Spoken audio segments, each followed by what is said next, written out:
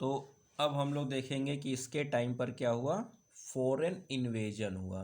तो किसका इन्वेजन हुआ, तो लिखिएगा नादिर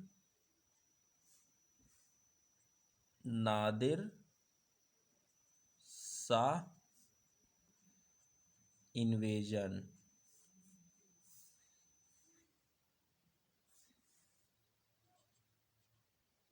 नादिर शाह इन्वेजन कब हुआ, 1739 सीई में।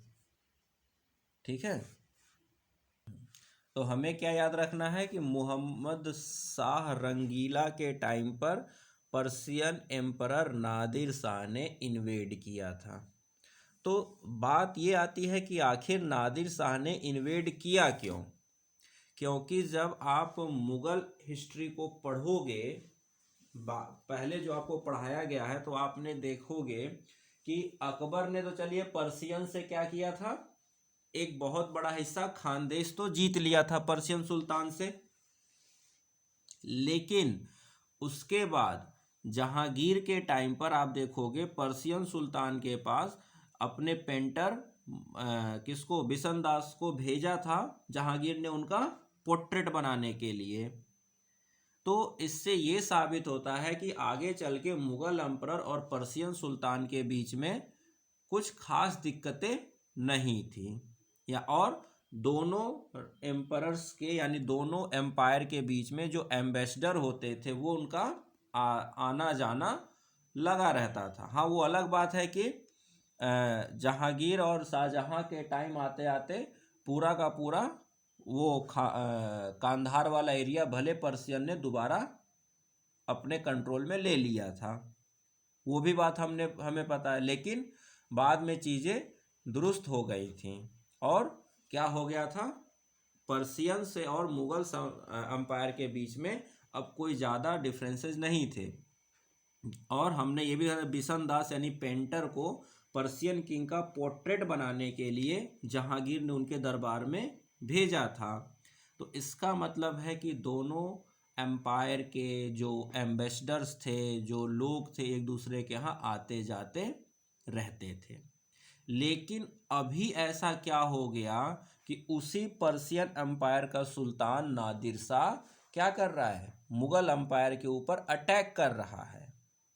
तो कुछ तो ऐसी बात हुई होगी ना, तो वो क्या हुआ, तो यहाँ पर लिखिए रीजंस फॉर इन्वेजन। आखिर वो क्या रीजन थे जिसकी वजह से नादिर शाह ने इन्वेड किया।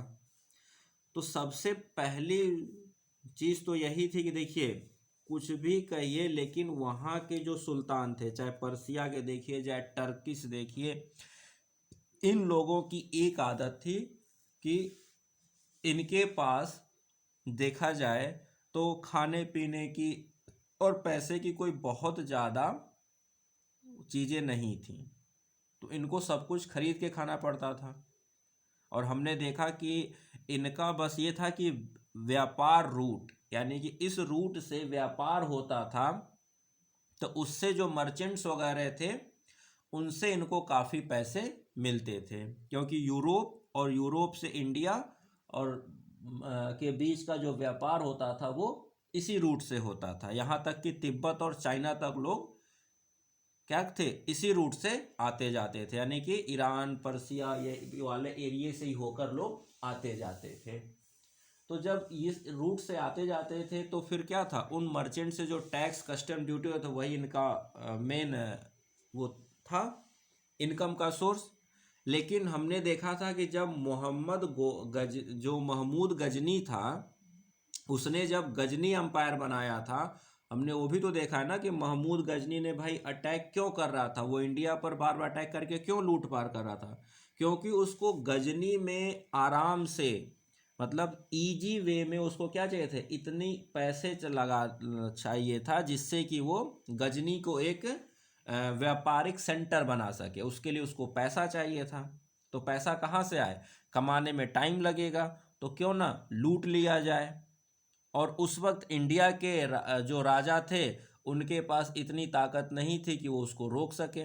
हमने देखा था कि हिंदू शाही जो राजशाह थे उन्होंने थोड़ा बहुत उसको रोका भी था, लेकिन उसने बार बार अटैक किया और लूट कर ले गया। इसी तरह से फिर मोहम्मद गोरी भी आया था इंडिया में लूटपाट करने, लेकिन उसने पृथ्वीराज चौहान को जब हराया तो कुतुबुद्दीन ऐबक को अपना गवर्नर नियुक्त करके चला गया और उसके बाद दिल्ली सल्तनत की शुरुआत हो गई। तो कहीं ना कहीं ये चीज़ें उनके मन में थी कि अगर हमें ईजिली अपने आप को अमीर या पैसे वाला बनाना है, अपने एम्पायर को ट्रेजरी या अपने रॉयल ट्रेजरी को फिल करनी है, तो लूटपाट कर लिया जाए। ये चीज़ें उनके मन में थी। लेकिन जब अकबर था या उसके बाद जहांगीर था, शाहजहां था, औरंगजेब था, तब तक तो मुग़ल अम्पायर इतना मजबूत था, इतनी बड़ी आर्मी थी, तो इनकी हिम्मत नहीं होती थी। साथ में जो दोनों अम्पायर के बीच में एम्बेसडर्स का आना जाना ये सब लगा रहता था, तो इससे दोनों के बीच में चीज़ें अच्छी बनी हुई थी। लेकिन मोहम्मद शाह रंगीला के टाइम पर उसने एक गलती की। गलती क्या की वो मैंने आपको पहले एक तरह से अगर देखा जाए तो आपको मैंने लिखवाया है कि इसको, ये एक अच्छा रूलर नहीं था, इसको अपनी अय्याशी वगैरह में ही ज़्यादा दिमाग रहता था। तो इसने एक डिसीजन लिया था। क्या लिया था, लिखिएगा। मोहम्मद शाह रंगीला,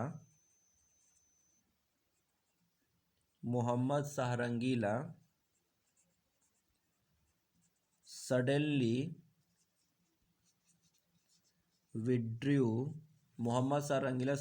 withdrew his ambassadors from Persian court and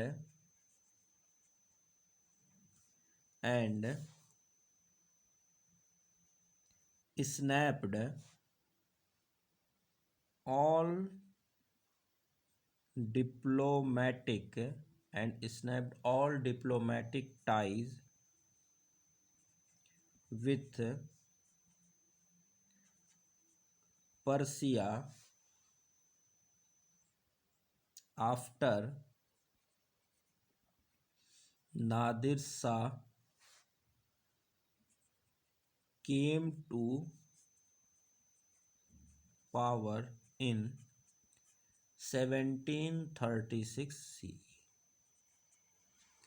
तो मोहम्मद शाह रंगीला ने क्या किया कि जैसे ही नादिर शाह क्या बना, वहाँ का सुल्तान बना। कौन, नादिर शाह जैसे ही पर्सिया का सुल्तान बना, इसने अपने एम्बेसडर को उसके कोर्ट से बुला लिया और बाकी जितने भी डिप्लोमेटिक टाइज थे, यानी दो सल्तनत के बीच में जो भी दोस्ती और मित्रता के संबंध थे, वो सब इसने क्या किया, एक तरह से ना उसका जवाब दिया, और बाकी तो एकदम से बिल्कुल ऐसा हो गया कि तुम मेरे लिए क्या हो, हम तुम्हारे लिए क्या है, सब कुछ इसने खत्म सा कर दिया। ठीक है। और तो ये चीज जब ये करेगा तो नादिर शाह को ये चीज पसंद आएगी नहीं। नादिर शाह उस वक्त क्या है, पर्सिया एक बड़ा एम्पायर है और एक बड़े एम्पायर का एक मजबूत शासक गद्दी पर बैठ रहा है, और उसके यहाँ से आप अपने डिप्लोमेटिक रिश्ते ख़त्म करोगे तो ये चीज़ उसको पसंद आएगी नहीं। तो नादिर शाह को लगा इसको अपना, उसने अपमान समझा। नादिर शाह ने क्या कहा, इसके मोहम्मद शाह रंगीला के इस कदम को अपना अपमान समझा, ये मेरा अपमान कर रहा है। एक और क्या हुआ, लिखिएगा। ही सेंट, ही मतलब कौन, नादिर शाह। ठीक है। तो ही सेंट लिखिए 3 इनवॉयज, यानी लोगों का group, to the Mughal court, यानी उसने 3 बार अपने लोग भेजे, कहाँ, मुगल कोर्ट में। And his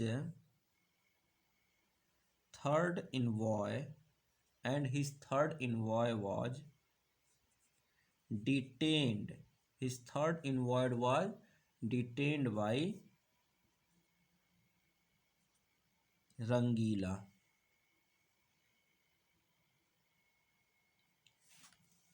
Envoy was detained by Rangila, which Nadir Shah take it as his insult. उसने इसको क्या माना? अपना इंसल्ट माना। ठीक है, तो ये भी बहुत बात है। नेक्स्ट, इसने एक और बहुत बड़ी गलती की। किसने? अरे मोहम्मद शाह रंगीला ने। लिखिएगा, लिखिए, रंगीला gave shelter to some Afghan nobles who had escaped from Nadir Shah when he had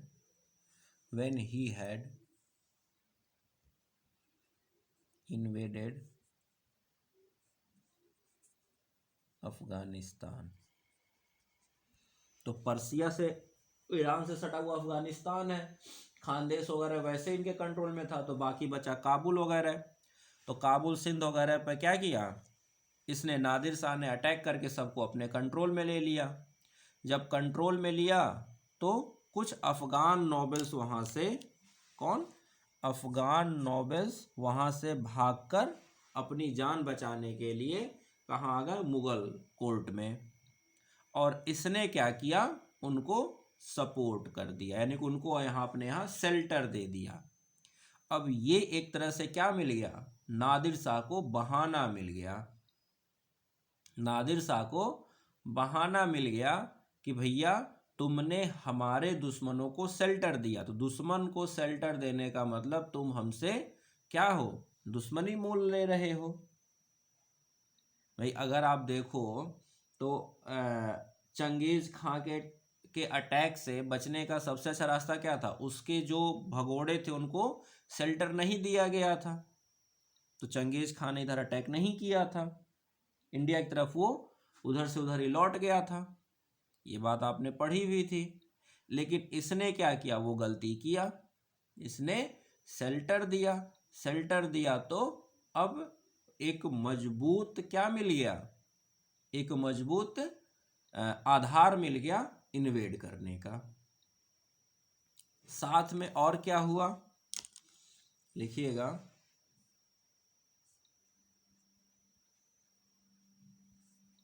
Nizam ul Mulk and Saadat, SAADAT, Saadat Khan, Nizam ul Mulk and Saadat खां। अब ये निज़ाम उल मुल्क की तो बारे में आपको पता है। तो निज़ाम उल मुल्क ने क्या किया था? जब ये वजीर था, वजीर होने के बाद फिर इसको कॉन्स्पिरेसी हुआ करके रंगीला ने हटा दिया। तो निज़ाम उल मुल्क ने क्या किया था? ऑटोनोमस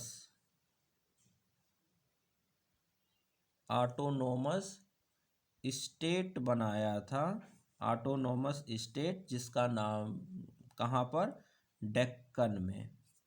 निजाम उल मुल्क ने ऑटोनोमस स्टेट बनाया था डेक्कन में, और सादत खान ने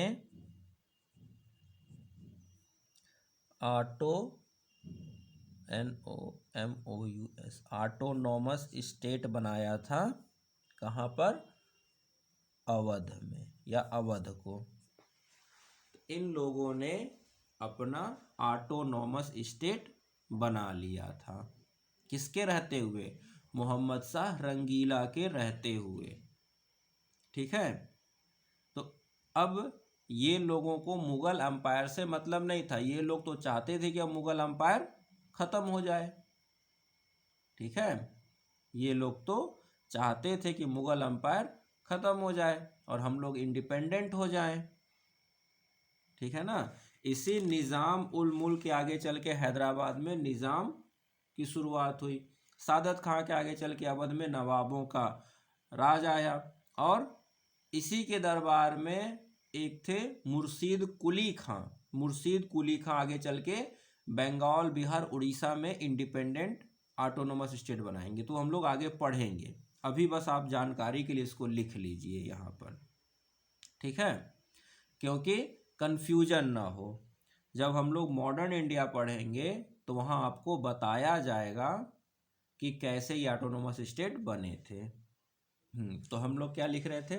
तो हमें ये था कि निज़ाम उल मुल्क, इसने दिल्ली सल्तनत में मतलब अभी रंगीला के रहते हुए ही एक ऑटोनोमस स्टेट डेक्कन वाले एरिया में इस्टेब्लिश किया। सादत खान ने अवध में किया और एक और था मुर्शीद कुली खां जिसने बंगाल में किया था। वो सब हम लोग आगे पढ़ेंगे। ठीक है, कि मुगल सल्तनत बिखरा तो कौन कौन से राज्य बने थे, तो वहाँ हम लोग वो पढ़ेंगे। अभी बस याद रखने के लिए नोट डाउन कर लीजिए।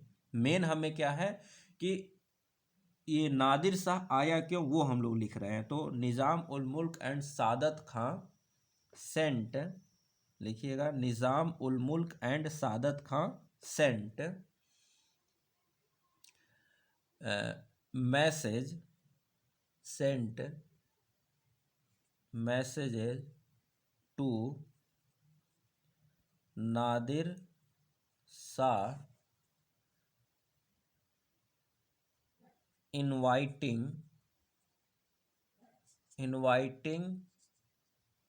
him to invade इंडिया, या इंडिया क्या यहाँ कहिए, मुगल एम्पायर, लेकिन हम उसको इंडिया के साथ जोड़ ले रहे हैं। ठीक है, तो नादिर शाह का इंडिया पर जो इन्वेजन हुआ वो इन्हीं वजहों से हुआ। पहला रीज़न, मोहम्मद शाह रंगीला ने उनसे अपने डिप्लोमेटिक रिश्ते तोड़ दिए, अपने एम्बेसडर्स वगैरह को वापस बुला लिया। दूसरा, उनका जो थर्ड इन्वॉय आया था, नादिर शाह ने फिर भी दोस्ती वगैरह बनाए रखने की कोशिश की, तो थर्ड इन्वॉय जब उसने भेजा तो रंगीला ने उनको क्या किया, डिटेन कर लिया, उनको रोक लिया, अपने यहाँ बंदी टाइप का बना लिया। और नादिर शाह के जो भगोड़े अफगान नॉवेल्स थे उनको मोहम्मद शाह रंगीला ने अपने यहाँ शेल्टर दिया। और चौथा रीजन था कि निज़ाम उल मुल्क और सादत खान ने नादिर शाह को इन्वेड करने का इनविटेशन दिया। तो जब इतनी सारी चीज़ें उसके फेवर में थी तो फिर वो क्यों ना इन्वेड करता। और उसको यहाँ राज तो करना नहीं था, उसको क्या करना था, उसको इन्वेड करके लूटपाट करनी थी। तो उसने इन्वेजन करेगा और लूटपाट करेगा। तो उसको अब लिखते हैं कि उसने इन्वेडन किया, इन्वेज किया और कुल मिला जुलाकर काफ़ी बड़ा लूटपाट किया। तो ये रब करते हैं और उस बात को अब आगे लिखते हैं। ठीक है, तो लिखिएगा इन्वेजन। तो इन्वेजन कैसे कैसे हुआ, तो लिखिएगा ही, लिखिएगा नादिर शाह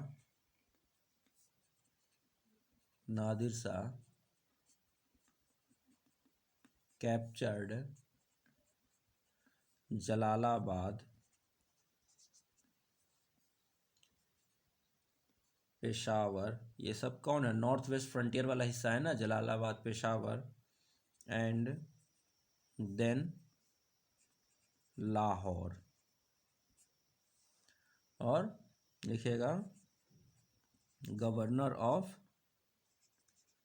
लाहौर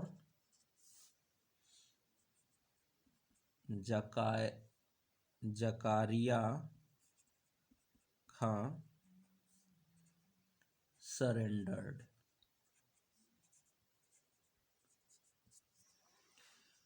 तो लाहौर तक तो आ गया, ठीक है, लाहौर तक आ गया।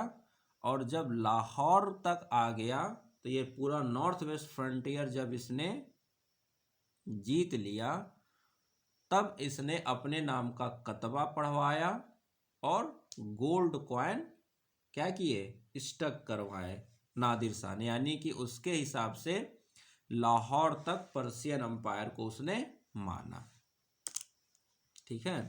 तो यहां ब्रैकेट में लिख लीजिए Nadir Shah struck gold coins and read khutbah in his name।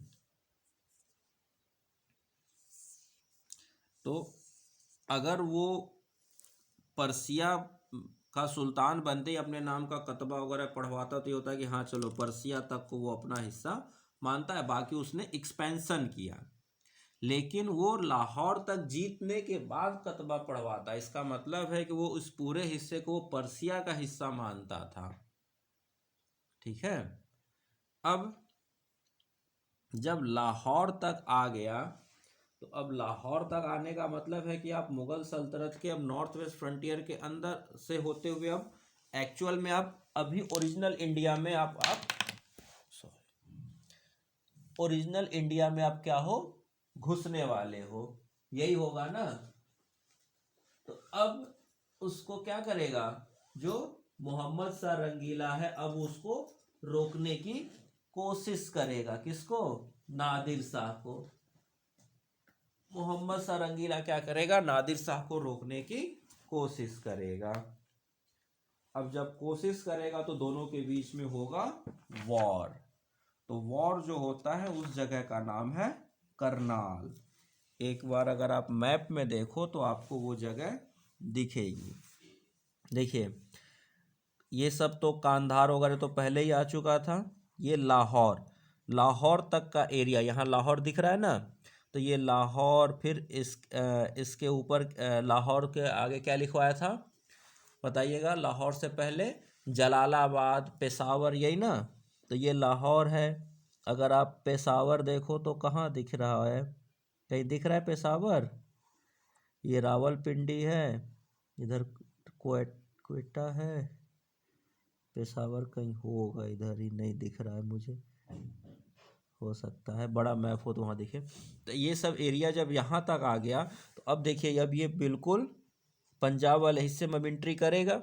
तो अब इसकी नींद खुली, किसकी, मोहम्मद शाह रंगीला की अब नींद खुलती है। तो मोहम्मद शाह रंगीला अपनी सेना लेकर इधर बढ़ता है, ये लाहौर से अपनी सेना लेके इधर बढ़ता है। तो अब कहाँ, जलालाबाद, 1 मिनट जलालाबाद ढूंढ लिया जाए। तो नादिर शाह कहाँ से, ये देखिए जलालाबाद और लाहौर वाला जीतने के बाद कहाँ आया, करनाल की तरफ। तो ये कहाँ से, पहले अफ़गानिस्तान, उसके बाद फिर जलालाबाद के बाद लाहौर वगैरह जीता। और यहाँ लाहौर के बाद देखिए जब ये आगे बढ़ेगा तो आपको हरियाणा में ये मिला करनाल। हरियाणा में यहाँ पर ये हरियाणा जो लिखा है इसके ऊपर बढ़िए तो यहाँ मिलेगा करनाल। इसी करनाल पे बैटल हुआ किसका, अहमद शाह अब्दाली का और मोहम्मद शाह रंगीला का, जिसमें एज यूजुअल मोहम्मद शाह रंगीला की होती है हार, ठीक है। तो अब इस पॉइंट को हम लोग लिखते हैं। तो लिखिएगा, लिखिए Nadir Shah and Mohammad Shah Rangila met at Karnal in 1739 and result कहाँ कॉमा करके लिखिएगा, Mohammad Shah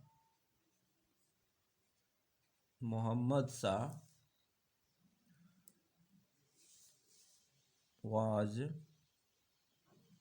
defeated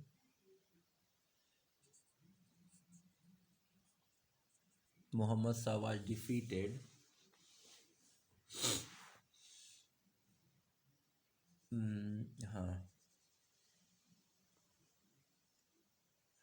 and Muhammad Shah was defeated and Nadir Shah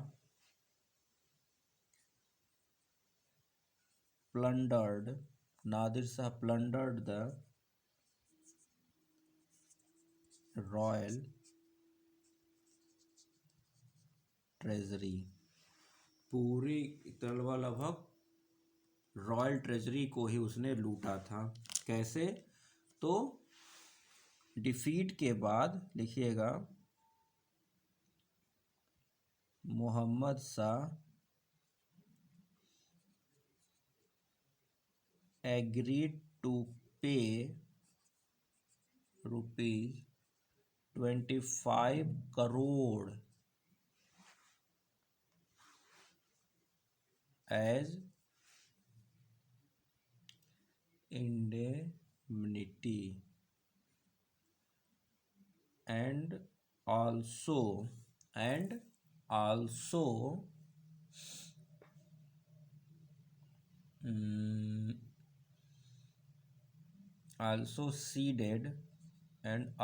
ceded the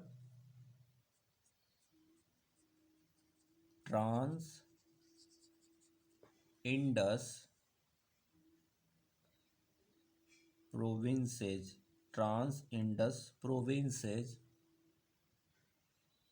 including Sindh, Western Punjab, Kabul, and also ceded the Trans-Indus provinces including Sindh, Western Punjab and Kabul. तो 25 करोड़ रुपए इनको जुर्माना देना पड़ा, साथ में काबुल, पंजाब और सिंध का एरिया भी नादिर शाह को देना पड़ा, यानी कि उसके लिए छोड़ना पड़ा। इतने पर ही नादिर शाह नहीं रुका, इसके बाद लिखिएगा ब्रैकेट में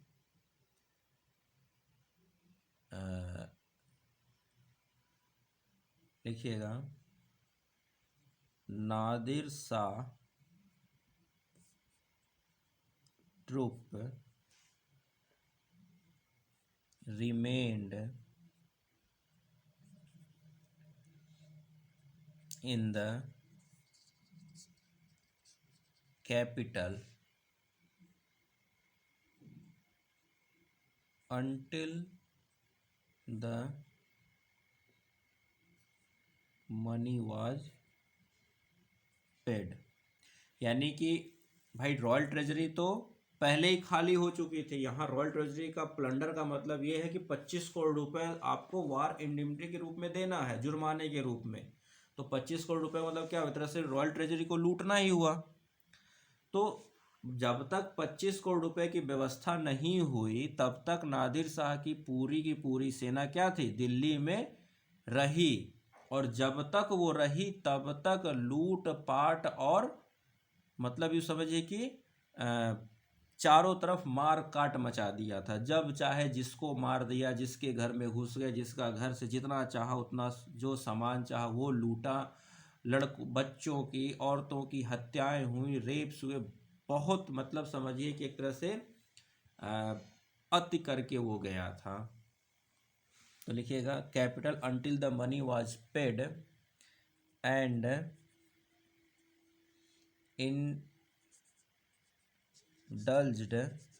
indulged in a gruesome massacre of general population of local population including women and children at Delhi. मतलब दिल्ली अपने लाइफ टाइम का सबसे बड़ा प्लंडरिंग और क्या कहा जाए मैस्केयर, मतलब एक तरह समझिए कि कब किसकी हत्या कर दी जाए, कब किसके घर में लूटपाट हो जाएगा, कब क्या हो जाए किसी को कुछ पता ही नहीं था। दिल्ली की पॉपुलेशन कई लाख में कम हो गई थी। अब उस वक्त के रिकॉर्ड्स वगैरह है नहीं, और उस वक्त इतना यूँ समझिए कि कोई ऐसे आज की तरह मॉडर्न ज़माना नहीं था। नहीं तो अगर देखा जाए तो ये दुनिया का या दिल्ली के ऊपर हुआ सबसे बड़ा क्या था, रक्तपात है। ये दिल्ली के ऊपर सबसे बड़ा लोगों आम पब्लिक का रक्तपात का सबसे बड़ा उदाहरण है। किसका, नादिर शाह का इन्वेजन दिल्ली पर। ठीक है, और ये क्या हुआ, बिल्कुल मोहम्मद शाह रंगीला का फेलियर था। ये मुग़ल सल्तनत के का एक तरह से कहिए फेलियर कह लीजिए, या मोहम्मद शाह रंगीला का फेलियर था कि एक ऐसा निर्दयी राजा से ये हारे और उसने दिल्ली में इतनी भयंकर रक्तपात किया, लोगों को जिंदा काट दिया गया। कब किसकी हत्या कर दी जाए, कब किसके घर में लूट पाट हो जाए, कब रेप कर दिया, सैनिक रेप कर दें, क्या करें, बहुत ही मतलब समझिए कि ऐसी स्थिति की जो बयां नहीं की जा सकती है। इतनी बुरी स्थिति थी, और इतना करने के बाद तब फिर वो और उसकी सेना लौटी। ठीक है, तो यहाँ तक नोट डाउन कर लिया हो तो इसको रब कर दिया जाए।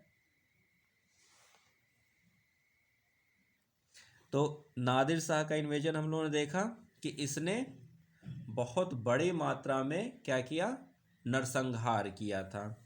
एक पॉइंट और लिख लीजिएगा, ही also took away the Kohinoor diamond. तो ये अपने साथ मुग़ल सल्तनत में जो कोहिनूर डायमंड था उसको भी ले गया था। नेक्स्ट, इसके बाद नादिर शाह के बाद जो नादिर शाह का सक्सेसर था जिसका नाम था अहमद शाह अब्दाली, वो भी अटैक करता है। नादिर शाह के बाद अहमद शाह अब्दाली जो नादिर शाह सक्सेसर वो भी है। तो इस पॉइंट को भी लिखिएगा, लिखिए, the successor of Nadir Shah, the successor of Nadir Shah कौन, Ahmad Shah Abdali, for the first invaded India during Muhammad Shah Rangeela in 1748 CE। तो 1748 1740 में आकर कौन, नादिर शाह का सक्सेसर, नादिर शाह का बेटा अहमद शाह अब्दाली भी। तो अहमद शाह अब्दाली दो अटैक करता है। तो पहला अटैक जो अहमद शाह अब्दाली का है वो नादिर शाह के टाइम होता है। दूसरे और तीसरे टाइम पर तो the third battle of Panipat Ahmad Shah Abdali और मराठों के बीच में होता है। तो वो हम लोग मॉडर्न इंडिया में पढ़ेंगे। अभी हमें ये जानना है कि मोहम्मद शाह रंगीला के टाइम पर दो पर्शियन राजाओं ने अटैक किया, पहला नादिर शाह और दूसरा उसी का बेटा अहमद शाह अब्दाली। ठीक है, नेक्स्ट पॉइंट लिखिएगा। नेक्स्ट पॉइंट लिखिए, Ahmad Shah Abdali was defeated at Manpur by Ahmad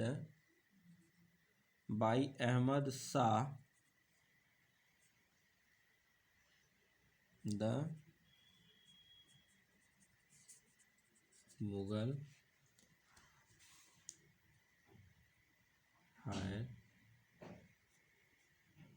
apparent and Mir Manu the son of the decreased वजीर कुमरुद्दीन। तो अहमद शाह अब्दाली को हार का मुंह देखना पड़ता है। कौन? तो एक होता है अहमद शाह जो अभी इसके बाद राजा बनेगा। किसके बाद? रोशन अख्तर यानी कि मोहम्मद शाह रंगीला के बाद राजा बनेगा यही अहमद शाह। तो ये अहमद शाह जो है किसका है? इसका मोहम्मद शाह रंगीला का बेटा है। मोहम्मद शाह रंगीला का बेटा अहमद शाह है, इसीलिए मैंने लिखा द मुगल हायर। ठीक है, क्योंकि अभी हमें पता नहीं है ना, तो इस वजह से आपको ये पॉइंट लिखवा रहा हूँ। लेकिन आप बस यही समझ लें कि मोहम्मद शाह रंगीला का इकलौता बेटा था अहमद शाह। तो अहमद शाह और उसके वजीर का बेटा मीर मनु, इन दोनों ने मिलकर अहमद शाह अब्दाली को हरा दिया था। है इतना ही इस वक्त हमें जानना है। अहमद शाह अब्दाली की बाकी कहानी हम लोग मॉडर्न इंडिया में देखेंगे। नेक्स्ट पॉइंट लिखिएगा, लिखिए इन 1748 CE एम्परर मोहम्मद शाह रंगीला डाइड। तो यहाँ तक की कहानी आप समझ में आई गई कि रंगीला का जो काल था वो कोई बहुत ही अच्छा नहीं था। भले वो 27 साल तक जो भी वो रूल किया वो भारत के लिए या कहीं मुग़ल सल्तनत के लिए तरह से डाउनफॉल ही था। क्यों? क्योंकि इसने कभी भी कहीं एम्पायर के लिए कोई अच्छा काम नहीं किया। और इसी के समय दो बहुत बड़ी घटनाएं, क्या? नादिर शाह का अटैक भारत पर और दूसरा अहमद शाह अब्दाली का अटैक भारत पर। हाँ, ये अलग बात है कि अहमद शाह अब्दाली को हार का मुंह देखना पड़ा था और हार के बाद वो लौट गया था। ठीक है, लेकिन ऐसा नहीं कि वो बाद में फिर नहीं करेगा, बाद में फिर वो अटैक करेगा, कई बार अटैक करता। और तीसरा अटैक मतलब मेन अटैक जो होता है वो तो मराठा साम्राज्य के टाइम पर होता है, the third battle of Panipat. वो हम लोग मॉडर्न हिस्ट्री में देखेंगे। ठीक है ना, मॉडर्न हिस्ट्री में कहिए या मराठों का राइज ऑफ मराठाज में वो हम लोग वहाँ देखेंगे। तो यहाँ तक की कहानी आपको समझ में आ गई। और 1748 में मोहम्मद शाह रंगीला की डेथ होती है और इस रंगीले सुल्तान से किसको? दिल्ली सल्तनत को और मुगल सल्तनत को और भारत को मुक्ति मिलती है। और इस तरह से मोहम्मद शाह रंगीला का समापन होता है, द एंड होता है। और एक बहुत ही बुरा फेज रहता है भारत के इतिहास में। जो सबसे बड़ा बुरा होता है वो होता है अहमद शाह अब्दाली का इन्वेजन। और इन्वेजन से सबसे भी ज़्यादा बुरा जो अहमद शाह अब्दाली और उसकी सेना भारत में नहीं दिल्ली में जो नरसंहार करती है, जो लोगों की हत्याएं होती हैं, रेप्स होते हैं औरतों के, लड़कियों के, वो और भी कई गुना ज़्यादा क्या था, भयावह था, जिसको हम, इतना बुरा था वो कि हम उसको शब्दों में बयां नहीं कर सकते। ठीक है, तो अब हम लोग चलते हैं इसके अगले सुल्तान। तो इसकी डेथ होती है और इसका एक ही बेटा है जिसका नाम है अहमद शाह, ये बनेगा अब सुल्तान। तो अब हम लोग लिखेंगे अहमद शाह के बारे में। ठीक है, चलिए।